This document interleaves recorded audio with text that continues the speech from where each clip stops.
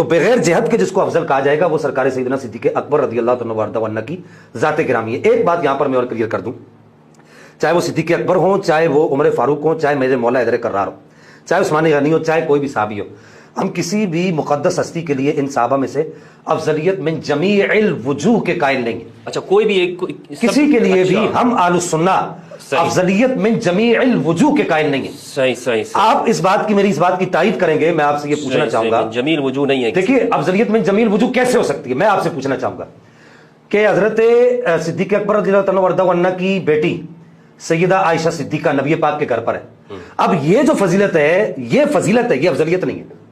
یہ فضیلت مولا حیدر کرار کو حاصل نہیں ہے۔ آپ کے گھر پہ نبی پاک کی صاحبزادی ہے، لیکن آپ کی کوئی صاحبزادی نبی پاک صلی اللہ علیہ وسلم کے گھر پر اس معنی میں اگر کہیں تو اسی وجہ سے شوافی کے احناف کے ہاں جو ہے اپنے خاندان کے اندر جو ہے وہ رشتے کرنا زیادہ محبوب ہے، کہ وہ کہتے ہیں چونکہ نبی پاک نے اپنے خاندان کے اندر رشتہ دیا تو اس وجہ سے یہ محبوب ہے، وہ ایک علیحدہ بات ہے۔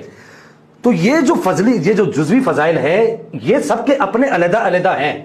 من جمیع الوجوہ کسی کو بھی کسی پر کوئی برتری حاصل نہیں ہے، بات تھی افضلیت مطلقہ کی۔ اچھا، یہاں پہ میں آپ سے ایک سوال پوچھنا جی چاہتا ہوں، اگر یہ من جمیع الوجوہ نہیں، یہ اسی سے ریلیٹڈ ہے، آپ کی بات کو آگے کروں، تو پھر یہ جو افضل کا معاملہ ہے یہ فیصلہ کیسے کیا جاتا ہے؟ میں عرض کرتا ہوں، پہلے تو یہ اس مسئلے کو سمجھیے کہ یہ چونکہ ایک علمی مسئلہ میں پہلے کہہ چکا ہوں، افضلیت مطلقہ کا مطلب یہ نہیں ہے کہ ہم کسی کی فضل جزوی کا انکار کر دیں، جزوی فضیلت کا ہم انکار نہیں کریں گے۔ واضح طور پر سید اعلی حضرت امام احمد رضا خان محدث بریلوی رحمہ اللہ نے واضح طور پر لکھا ہے کہ آپ نے فرمایا کہ جناب حیدر کرار مولا مرتضیٰ کرم اللہ وجہہ الکریم کے 8 فضائل اور 8 خصائص وہ ہیں جو کسی اور کے اندر نہیں پائے جاتے۔ واہ کیا بات ہے۔ محمد النبی اخی وساری و حمزۃ سید الشہداء عمی و حضرت جعفر کے بارے میں کہا کہ وہ میرا بھائی ہے، وہ جو ہے وہ جنت میں پروں کے ساتھ اڑ رہے ہیں۔ تو یہ وہ فضل جزوی، یہ جو جزوی فضائل ہیں ہم ان کا انکار نہیں کر سکتے۔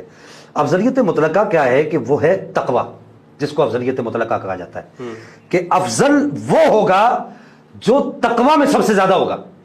اب تقوی کا جو تعین ہے وہ جناب صدیق اکبر رضی اللہ عنہ کی ذات گرامی کے لیے کیا گیا کا جو ہے نا، اس میں صرف ابوبکر، یہ حضرت سیدنا صدیق اکبر رضی یہ آیت صرف ابوبکر کے ساتھ خاص ہے، قیامت تک کے آنے والے جو مومن ہیں وہ اس میں شامل نہیں ہوں گے۔ نہیں، اتقی وہ ہیں، متقی باقی لوگ ہو سکتے ہیں، اتقی وہ ہیں، لیکن اتقی وہ ہیں۔ صحیح۔ اب رہی یہ بات کہ یہاں پر میں تھوڑی سی آپ کی توجہ چاہوں گا، بات میری طویل ہوتی جا رہی ہے۔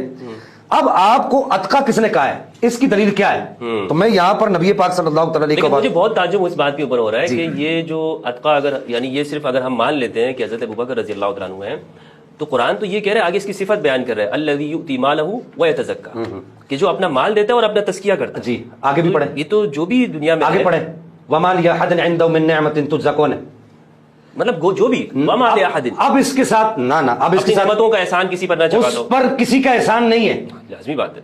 تو اب وہ کون ہے؟ نبی پاک نے کیا فرمایا؟ آپ نے فرمایا جتنا امن الناس بر مولائی ما، اقبال نے مسئلہ نہیں حل کیا، صحیح ہے۔ نبی پاک نے کیا فرمایا کہ نبی پاک صلی اللہ علیہ وسلم نے ارشاد فرمایا کہ لوگوں تم میں سے جس نے مجھ پر جو احسان کیا تھا میں نے سب کے احسانات کا بدلہ دے دیا۔ جی جی بالکل آپ کا آخری خطبہ یاد کیجئے۔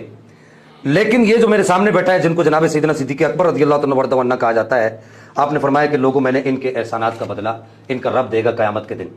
تو جناب حیدر کرار مولا مرتضیٰ کو تو یہاں پر مراد لیے نہیں جا سکتا، اچھا، کیونکہ ان پر تو نبی پاک کے بے بہا احسانات ہیں، بے بہا احسانات ہیں، پرورش کا احسان ہے، اپنی مبارک مقدس بیٹی دینے کا احسان ہے۔ اچھا، میں یہاں پر صرف اتقی کی ڈیفینیشن آپ کر دیں تاکہ ہمارے ناظرین کو آگے، کیونکہ یہ عربی لفظ ہے، لوگوں کو اتقی سب سے بڑا متقی، سب سے بڑا پرہیزگار، اللہ سے ڈرنے والا، جی اللہ سے ڈرنے والا، سب سے زیادہ اللہ سے ڈرنے والا۔ قرآن اور مصطفیٰ کا فرمان، میں نے افضلیت کا معیار پہلا پڑھا قرآن سے، میں نے بیان کیا سورہ نساء آیت نمبر 95، ابھی کھول لیں۔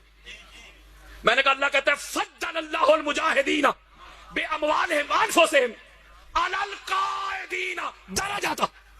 وہ قرآن یار گالی مک گئی۔ اللہ کہتا ہے افضل وہ ہے مولوی جی جو میدان جنگ میں قتال کرے، لڑائی کرے، جہاد کرے، جنگ کرے، وہ کیا ہے افضل؟ کس سے؟ اللہ کہتا ہے اس سے جو بیٹھا ہوا ہے۔ نہیں سمجھ رہے؟ میں نے کہا اللہ کا قرآن کہتا ہے مولوی جی افضل وہ ہے، اس کا درجہ اللہ ہے، اس کا رتبہ اللہ ہے، وہ افضل ہے، وہ اللہ ہے جو جنگ کرے، قتال کرے، جہاد کرے۔ کس سے افضل ہے؟ جو بیٹھے ہوئے۔ میں نے کہا مولوی جی خدا کا خوف کر، اللہ کا قرآن کہتا ہے لڑنے والا، قتال کرنے والا، جہاد کرنے والا افضل ہے، اور تو اس علی سے جو بدر کا ہیرو، احد کا ہیرو، خندق کا ہیرو، حنین کا ہیرو، خیبر کا ہیرو، تو اس علی سے ان کو افضل کہتا ہے جو بیٹھے بھی نہیں تھے۔ وہ یارو جو بھاگنے والے تھے، میں نے کہا جو بھاگنے والے تھے اللہ تو کہتے ہیں بیٹھے لڑنے والے سے افضل نہیں، تو بھاگنے والے کیسے افضل ہو گئے؟ تو مولوی صاحب کہتے ہیں نا بھاگنا نہیں کہنا، تشریف لے گئے۔ اللہ کی عزت کی قسم کھا کہتا ہوں، نہ گستاخی نہ بےدبی، اللہ کا قرآن یار۔ میں نے کہا اللہ کہتا ہے یہ معیار افضلیت ہے، یہ مدار افضلیت ہے، تو کہتا ہے جی تشریف لے کے کہو۔ میں نے کہا فرار کا لغت میں معنی تشریف بنتا ہی نہیں۔ میں نے کہا تشریف تو یہ ہوتا ہے، اللہ سورہ انفال کی آیت نمبر 15 میں کہتا ہے، ابھی آپ ابھی کھول لیں، ادھر پڑھی میں نے کہا اللہ کہتا ہے یا ایھا الذین آمنوا اذا لقیتم الذین کفروا زحفا فلا تولوہم الادبار۔ وہ اللہ کا قرآن دے رہا ہوں، اللہ نے کہا اے ایمان والو، اے نبی کے صحابیو، جب کافروں سے جنگ کرتے ہو نا تو اپنی تشریف دشمنوں کی طرف نہ کیا کرو۔ تو یارو اللہ کا قرآن دے رہا ہوں۔ ادبار دبر کی جمع ہے۔ What is the definition of دبر؟ نہیں سمجھ رہے میری بات؟ یار دو بندے لڑ رہے ہیں، دو بندے، اب ایک بندہ بھاگ جاتا ہے، تو جو بھاگتا ہے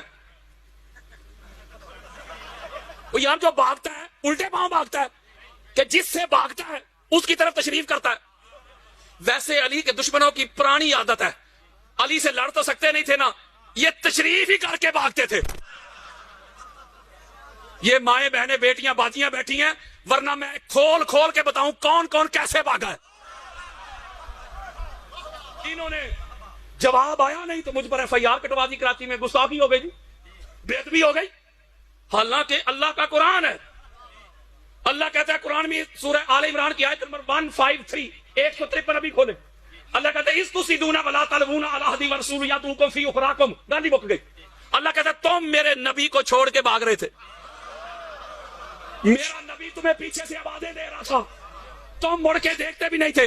میں نے ادھر آپ کے سامنے اردو ترجمہ کیا، مناظرے میں نے آیت پڑھی تھی اور ترجمہ بھی انگلش میں کیا تھا۔ میں نے کہا تھا ترجمہ آپ کر دیں۔ جج نے مجھ سے پوچھا آپ نے گستاخی کیوں کی؟ میں نے کہا جج صاحب اپنی مرضی کا قرآن مجید کا ترجمہ آپ کھول لیں، آیتیں میں بتاتا ہوں۔ احمد رضا خان بریلوی اہل سنت کے سب سے بڑے یہ بانی مانے جاتے ہیں، ان کا ترجمہ ہے کنز الایمان، جو انہوں نے لکھا ہے میں نے ادھر سنایا ہی نہیں۔ وہ کہتے جب تم نے نامردگی دکھائی، نہیں سمجھ رہے؟ اور میں آپ کو اگر حدیث سے بھی ثابت کروں نا، حدیث سے بھی، جنگ سے بھاگنے والا نامرد ہی ہوتا ہے۔ وہ نہیں سمجھ رہے میری بات یار؟ یہ خیبر کے 39 دن تک 39 دن تک جب فتح نہیں ہوئی، باری باری ہر ایک کو حضور علیہ السلام نے علم دیا تھا، تو 40ویں دن ایک دن پہلے حضور نے کیا فرمایا تھا؟ کل علم مرد کو دوں گا،